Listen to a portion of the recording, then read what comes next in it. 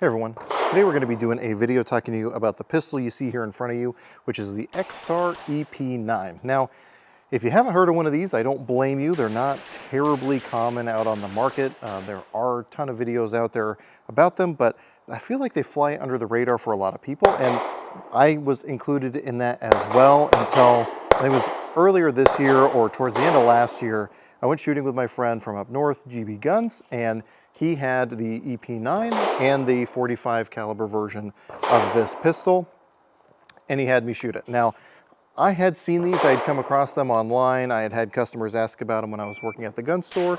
However, I was pretty incredulous when it came to these, and that was largely due to the cost. This is an extraordinarily affordable gun.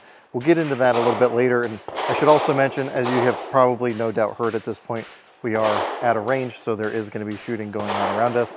We're just going to have to make do with what we got.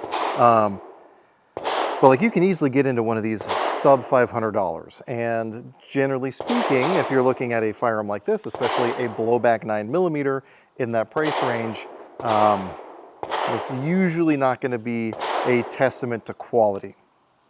But like I said, I had seen the videos that GBGuns had done on these and it performed very, very well.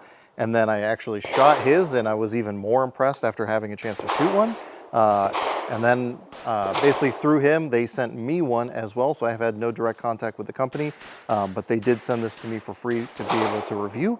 But I've got to say, I am extraordinarily impressed. Now, even before I got this, basically my approach to something like this was, after seeing how easy it was to shoot, after shooting the one that belonged to GBGuns, I thought to myself, what would someone be better off with? So say you have a loved one, a relative that wants a firearm for self-defense, they want to stick to 9mm for whatever reason, and you have to decide, do I just buy them a Gen 5 Glock 19, or do I buy them this? And understanding that a Gen 5 Glock 19 is going to be about $650, $700 for like the MOS versions and all that, versus this coming in under $500 with the ability to put a light on it for close to the same price as a new Glock 19.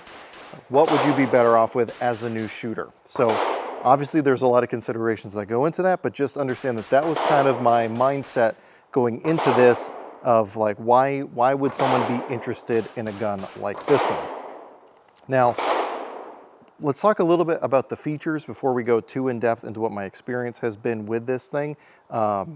Starting up at the front, we have kind of a little blast can up front. It's just a simple, blast diverter. It helps get the 6.5-inch barrel out past the end of the handguard, basically, because this does have a 6.5-inch barrel. Half by 28 thread, so your standard 9mm thread pitch, which is nice. Moving back, we've got a polymer handguard here with M-lock. So you've got 3 sections of M-lock on the 3, 6, and 9 o'clock positions, and then you've got Picatinny all the way across the top. Now, ordinarily, I'm not a huge fan of a polymer handguard, but again, when we're considering the cost that this comes in at and what you're likely going to be using these sections for, I'll let you kind of decide for yourself, but I think it's perfectly serviceable. Whoever's running this is not going to be running night vision, so we're not worried about maintaining a 0 for anything like that. For the realistic applications of, say, mounting a light, mounting an angle grip or something like that, it seems to be working just fine. I haven't had any issues with that working loose or anything like that, and it actually does pretty well with heat for what that's worth. Now, obviously, I mounted a Streamlight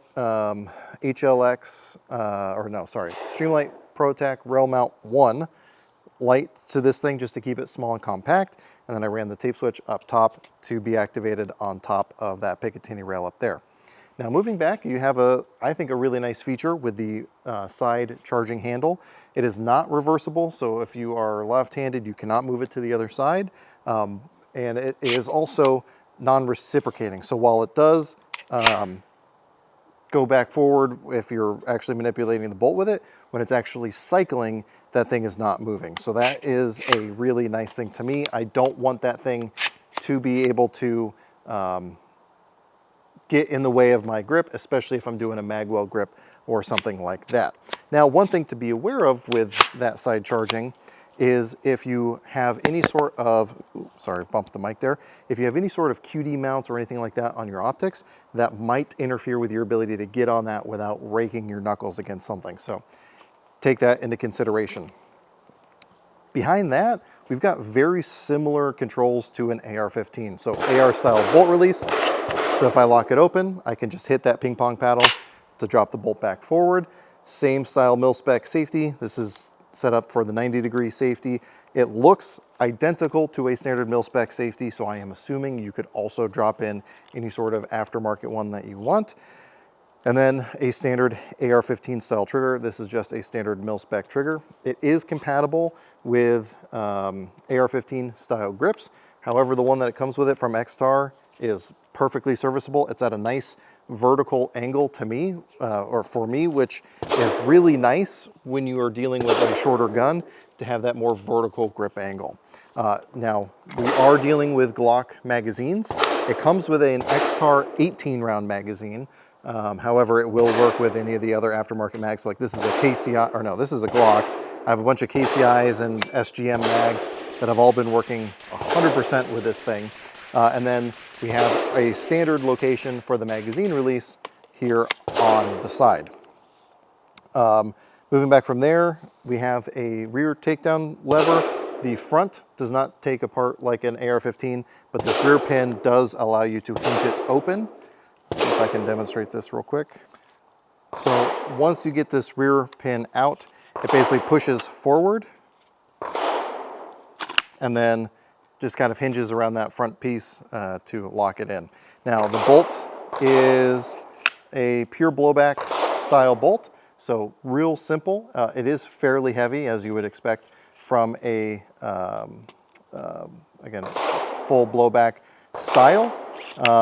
And then you've got a proprietary style buffer system back here, which is good because this thing was built from the ground up to be a 9mm, meaning it is actually very well tuned. Now back here, this does have a mil-spec style receiver extension so that I can add any sort of brace system that you want. When I first got this, it was during that period of time where pistol braces were up in the air again. So it came with just kind of the padded receiver extension that was cylindrical. Even just shooting it with the cheek weld and the kind of bungee style Extar sling, I was able to be very, very effective with it. And then once the ATF got their, once courts told them what to do, I was able to pick up one of these mil-spec style receiver extensions so that I could put this SBA3 brace on there. You do have a QD slot at the base on the what would be the end plate on like an AR-15. So that is how I'm able to attach this Extar single point sling. This is their style. It's very simple, and just the front portion has bungee, which makes it actually really comfortable, and especially allows you to do that kind of Secret Service press out method if you choose to do that. But really, it's a very, very simple gun. And honestly, it really just works. I've been shooting this thing a ton. I've probably got about 750 rounds through it at this point. Most of it is just regular full metal jacket. However, I've also been shooting a ton of steel cased ammo through it, especially today. And I have run several different styles of hollow points, the Hornady Critical Duty and Critical Defense, and also Federal HSTs. And this thing has eaten all of it just fine. And as I mentioned earlier, standard Glock sticks, the SGM sticks, and the KCI mags all work just fine. I've also used the shorter like Glock 17 standard magazines, and they work as well. But I mean, realistically, if you're running something like this, throw a 33 rounder in there. There's really almost no reason not to. But yeah, so let's get into the actual experience so far shooting this. Again, I was really, really impressed when I had a chance to actually put rounds through one of these when I was shooting with GBGuns. Yeah, normally out here today, before we actually start the camera, we do some shooting with the gun. He wanted to get my initial impressions caught on film, so hopefully I don't disappoint. Okay. That's really not as bad. Now again, we're doing kind of the bungee method. I'm gonna do the cheek weld method just to see how that feels. Okay, now 20 yards is way further than you're gonna be shooting inside of your house, obviously.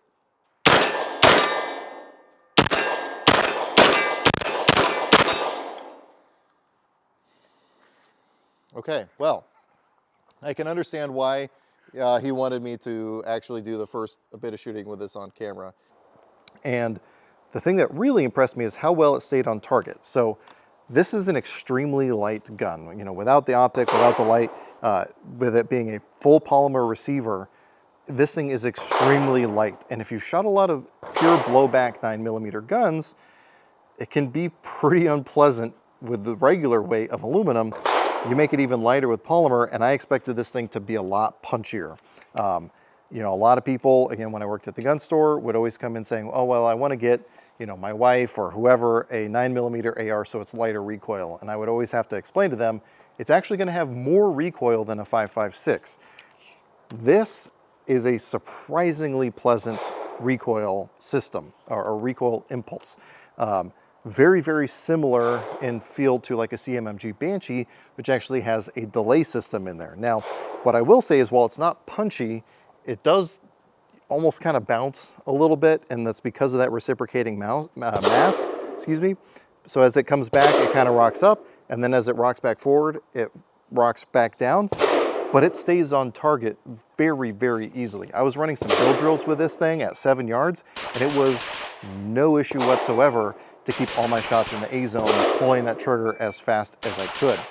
Now, that is not something you would typically expect with something this light. But again, because this was built from the ground up to be in 9mm, instead of taking an AR receiver and just forcing it to start working in 9mm, they were able to tune all of this perfectly. And again, while you look at the price point, you look at the appearance of this thing, you would expect it to be substandard quality, but they really do a good job with these things. And I can even say from shooting the 45 ACP version, that was even surprisingly pleasant to shoot, given the fact that it's a pure blowback in such a lightweight, you know, frame or receiver, just a whole firearm altogether. So honestly, super impressive. But none of that matters if it's not reliable. And again, so far through 750 rounds, I have had absolutely zero malfunctions with this thing, which I had talked to GBGuns. I knew he had shot his a ton and wasn't having any issues. But again, you got to always experience it for yourself. So now that I've done the shooting myself and actually put a high number of rounds through this thing and actually been a part of the process, I am extremely impressed by the performance. Again, under $500 for something like this. So, you know, when you include something like this, so I try to go as affordable as possible while maintaining quality. So this is a SIG MSR Gen 2. So like 125, 130 bucks maybe MSRP for one of those. And then the Streamlight lights are just over 100 bucks, give or take. So still fairly affordable accessories, still keeping it very affordable, but also giving you good performance.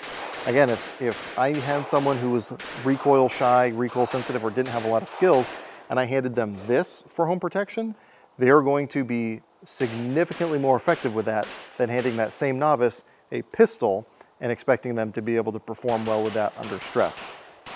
9mm wouldn't necessarily be my first choice for home protection, but I know for a lot of people it is. And again, I think anyone can be more effective with something like this with more points of contact, actual optic, and an effective light than a pistol, which a lot of people just struggle to shoot well without significant amounts of practice.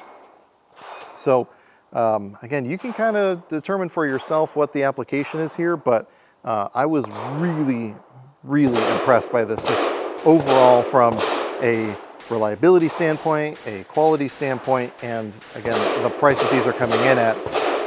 And it's also worth mentioning, even during the craziness of COVID, they weren't jacking up their prices. They weren't trying to capitalize. They weren't trying to capitalize or profiteer off of people's panic. They kept their prices consistent, and they just put out high quality firearms.